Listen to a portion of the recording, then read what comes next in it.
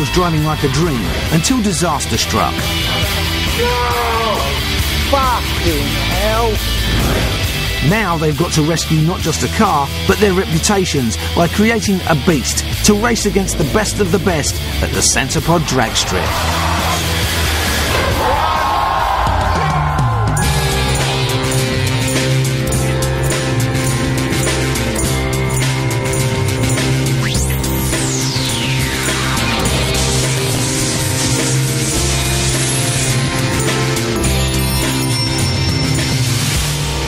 Right in the heart of London's East End, among the rich shops and fancy pubs, the taxi garages and Bengali restaurants, a new venture has sparked into life. Leepu and Bernie's Chop Shop, where an unlikely team is taking cars that should have been scrapped years ago and attempting to turn them into things of power and beauty. Supercars. The process starts in Leepu's head, and once he's meditated on its lines, the real work starts, and the sparks begin to fly.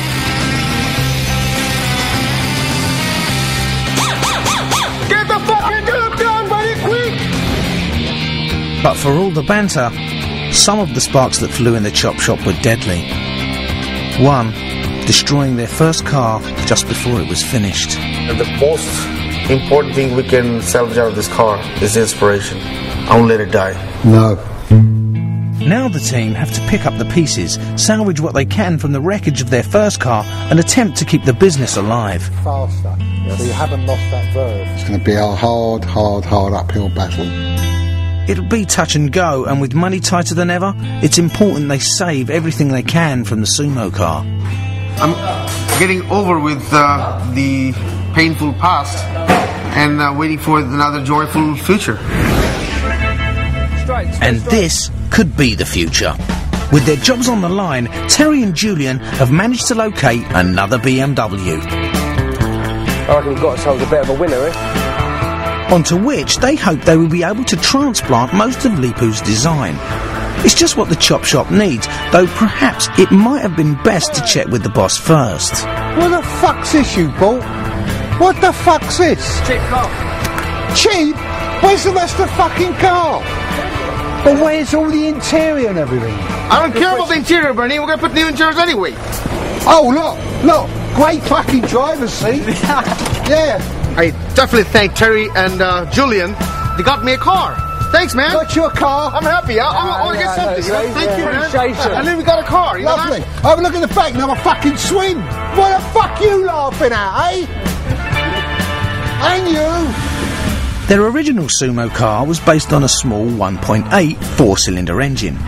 This car has a much bigger six-cylinder engine hidden beneath its bonnet. No wonder Leepu's smiling. Fuck you laughing at? It's a big engine. We can have lots of power. And I think he's got scared. He doesn't want to work with a big engine. It takes lots of muscle to take that engine out. He doesn't have one. Explain one thing to you. A big engine is not necessarily more powerful than a smaller engine. A four-cylinder engine set up correctly, even 1800 or 2 litre, can be even more powerful than a 6-cylinder 2.5. So big engine don't mean big bollocks. Stupid. Well, you bought it now, so we're stuck with it, like we're stuck with Leepu.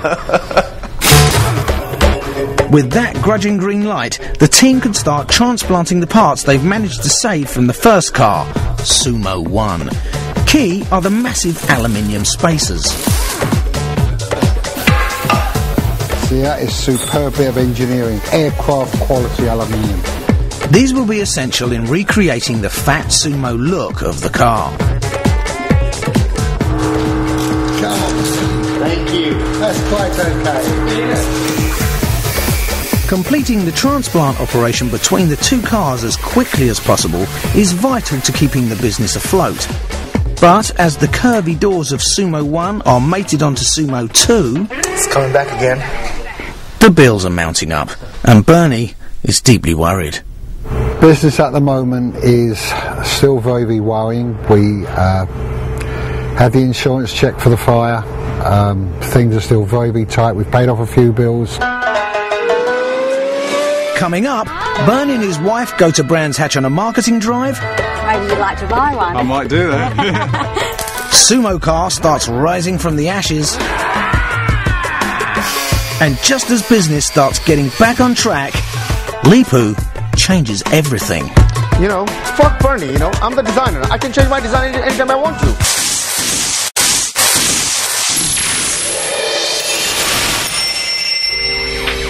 Two days ago, Bernie and Leepu's first dream car, Sumo 1, was a heap of ashes. I can lose everything because of this. Now, with a massive wage bill and rising costs, Business at the moment is still very worrying. they'll have to recreate Leepu's design as Sumo 2, using as many of the old parts as they can salvage from the carcass of Sumo 1. To keep the business afloat, they'll have to get their new car finished and on the track at a street car event in less than 2 weeks' time. Every second and every penny counts. It's essential the whole team work together as fast as they can. Unfortunately, one member of the team seems to be concentrating on togetherness of a different kind. So, done a few wheelies in your car, you got home, looks her in the eyes, looks her in the eyes. That's it. Kiss goodnight? No. No kiss goodnight? Like in my day, like the old seatbelt would have been off and it would have been hands everywhere. Shut up, Bernie! Shut the fuck up. Gave it a bit of a... Shut. Terry, you had enough, come over. Amazingly, it's Leepu who remains focused on finishing the car, whilst Bernie continues his fantasies. Does she have small or large raspberries? No bingo wings and good raspberries. Nice one, my son. Wonder why you happy this morning? Alright, do it. Is she on the pill? Julian and Leepu, meanwhile, are forging a new relationship too, managing to bond as a slick team. Super fast, you know.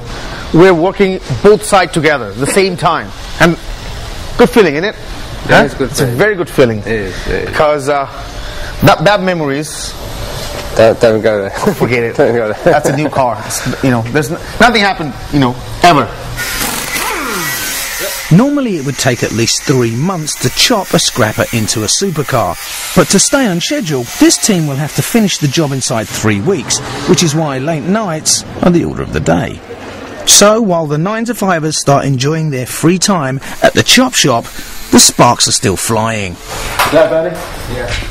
Wait, whoa. When we see you later, where you going? However, there is one member of the team who still thinks he belongs to the ordinary working world. 5:30, supposed to be a team player, mate. I'm a team player. I'm here at 9 in the morning, never late. I'm sorry, mate. 9 till 5:15, 5:30, an hour for lunch is not bloody acceptable. Right? We've got to get this car finished. Fucking 9 till 5. What the fuck's this here? And you don't say fuck all. I'm going to get my things done. Fuck's sake.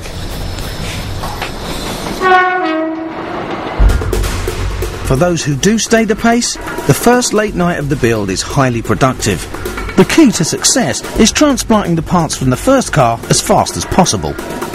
And by the end of the night, the rear of Sumo auto industry, and Bernie feels no guilt about donning a suit for the day. Someone's got to represent the company.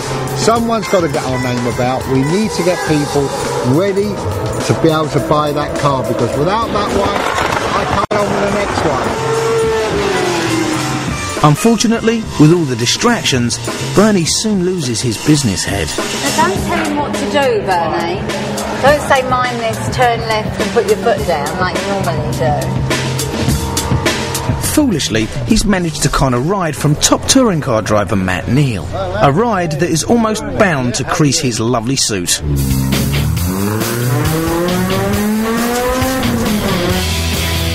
How to buy that car, because without that one, I can't go on with the next one. Unfortunately, with all the distractions, Bernie soon loses his business head. Now don't tell him what to do, Bernie. Don't say mind this, turn left and put your foot down like you normally do. Foolishly, he's managed to con a ride from top touring car driver Matt Neal. A ride that is almost bound to crease his lovely